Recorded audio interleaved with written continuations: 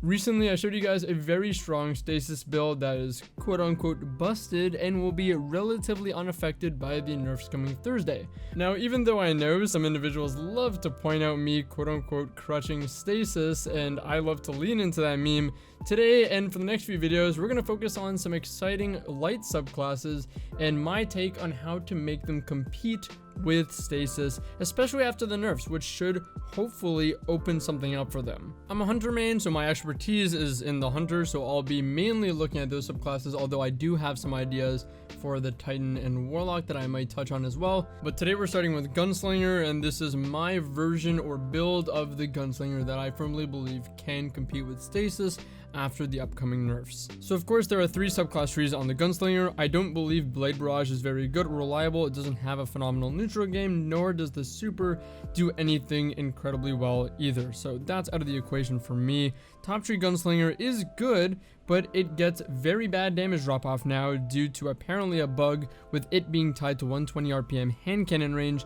So the range of it for your one-shot kill is laughable currently. So that is also out of the equation, which leaves bottom tree Gunslinger as the best choice to be playing on Gunslinger. There are 2 main things I want to enhance when looking at the light subclasses. In this ability-driven metagame right now, especially with the presence of Stasis abilities, which are very strong, I believe when designing a build, we need to look to enhance the best abilities of the subclass that are not kill dependent. On this subclass, there are 2 main abilities that I really want to play into.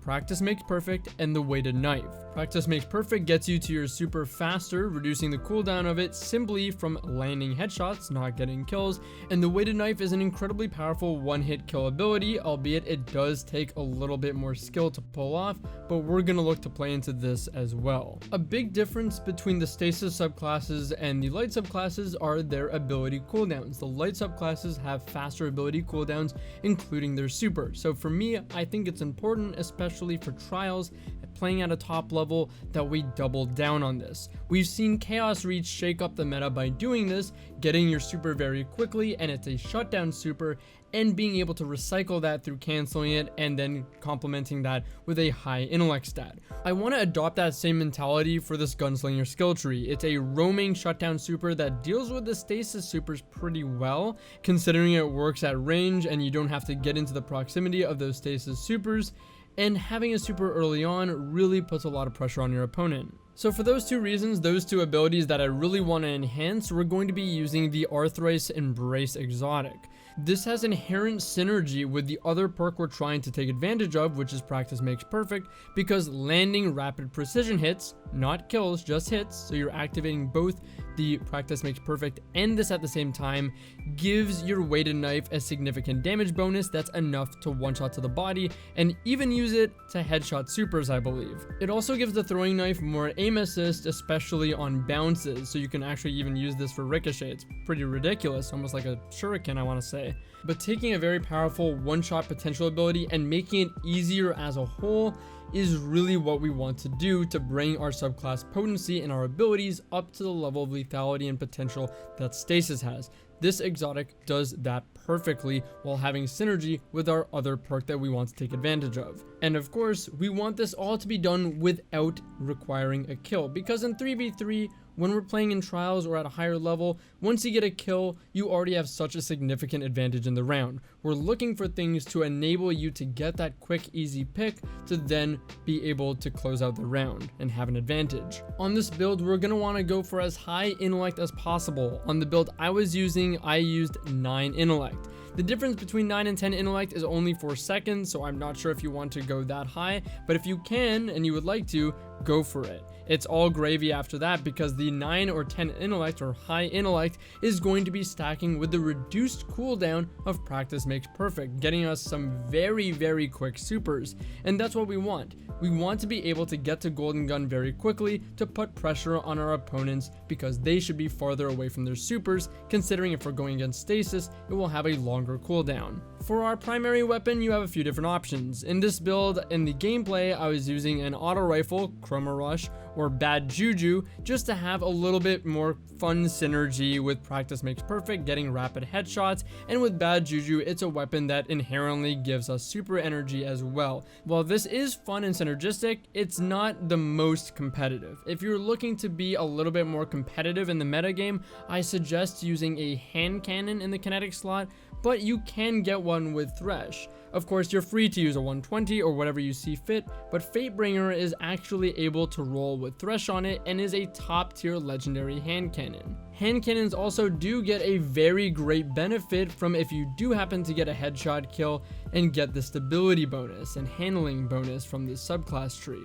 If you're looking to double down a little bit more on Practice Makes Perfect though, it does work well with burst weapons and full auto weapons, where I'd then recommend No Time to Explain being one of the very best pulses in the game that will get you plenty stacks of Practice Makes Perfect, and in addition to that has its own perk that activates on getting headshot hits.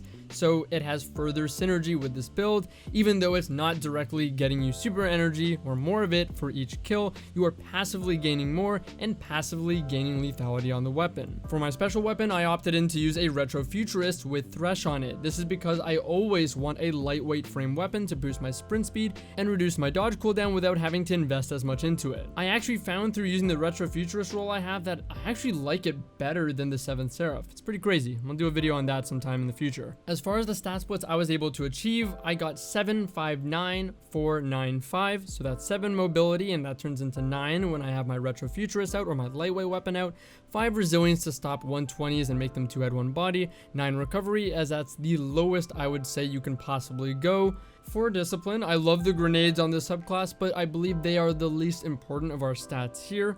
9 intellect, because again, we want to get our supers as soon as possible, very frequently, and we want to make sure that Practice Makes Perfect is making it even faster than maybe even 10 intellect can get us to really have a faster super cooldown than other classes, just for playing the game as we normally would. Lastly, 5 strength. This does get us our melee cooldown in a decent amount of time, but remember, we'll be using Gambler's Dodge with this to have more uptime on our knife as well. I would suggest using perks like Momentum Transfer to try and get our knife as fast as possible and as frequently as possible as well.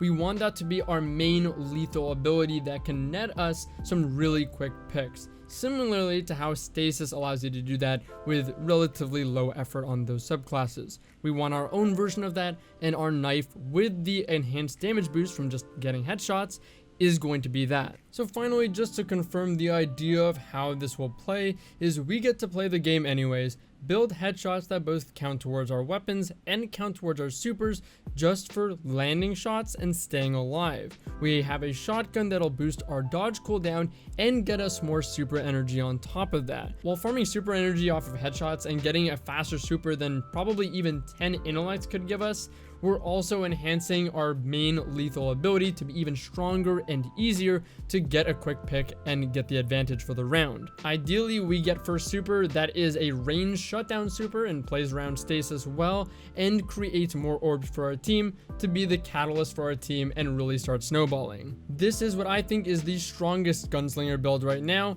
made to compete with Stasis. Hope you guys enjoyed, and I'll see you guys in the next one. Take it easy.